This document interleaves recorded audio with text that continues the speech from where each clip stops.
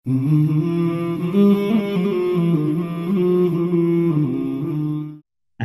sebenarnya kan seperti yang saya katakan tadi, konsep umum itu sebenarnya kan berat badan itu makanan yang masuk kalau dia berlebihan berarti dia akan disimpan dalam bentuk lemak.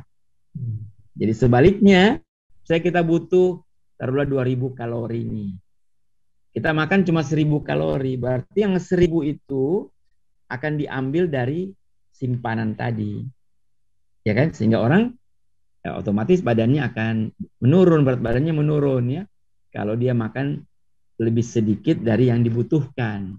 Dan sebaliknya tadi, teorinya kan begitu ya. Iya. Kalau dia makan berlebihan atau makan melebihi dari apa yang dia butuhkan, berarti dia akan kegemukan. Nah, sekarang tadi makanan apa yang membuat supaya apa tadi Ahi? Iya, eh, yang dibutuhkan untuk ini meningkatkan berat badan. Meningkatkan. Ini sering kita dapat di klinik begitu. Ada orang yang kurus, mau sekali berat badannya bertambah. Tapi nggak bisa-bisa juga. Modelnya begitu aja.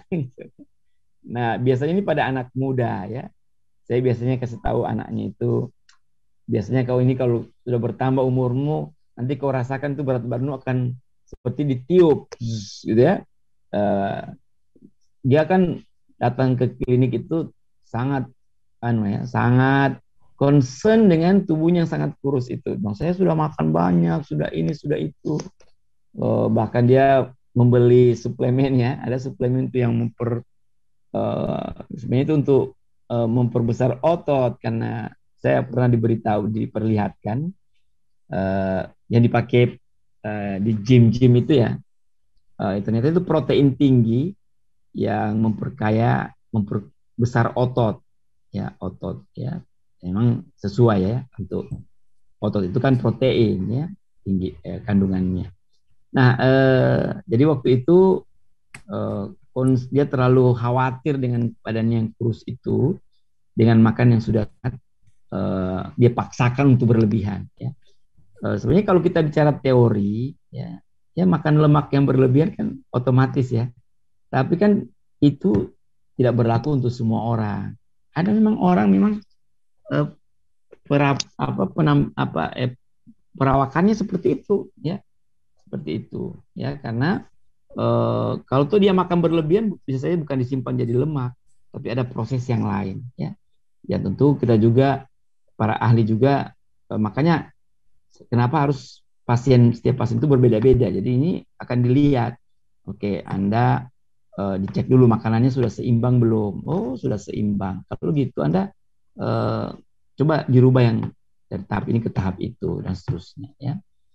Kadang-kadang pasiennya kan mau yang instan ya, seolah-olah dia mau lihat besok itu sudah bertambah sekian kilogram ya dan seterusnya. Padahal metabolisme yang dibangun oleh tubuh kita ini kan bukan metabolisme yang tiba-tiba kita rubah ya.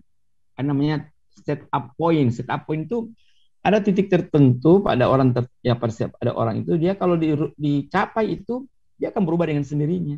Tapi selama itu belum tercapai, katakanlah umur, nanti dia pada umur tertentu dia akan change itu ya, dia akan berubah dan dia akan bertambah berat badan. Berbeda sebelum itu tidak akan terjadi walaupun dia makan berlebihan. Nah, ini harus dipahami dan kita tidak boleh terlalu juga ya, memaksakan saya mau seperti itu ya. Tentu para ahli punya keterbatasan juga ya. Nah, kalau saya ditanya apa yang ya, secara umum makan lemak yang berlebihan pasti gemuk ya gitu ya. Tapi kan tidak semudah yang kita ucapkan karena setiap orang bisa berbeda-beda.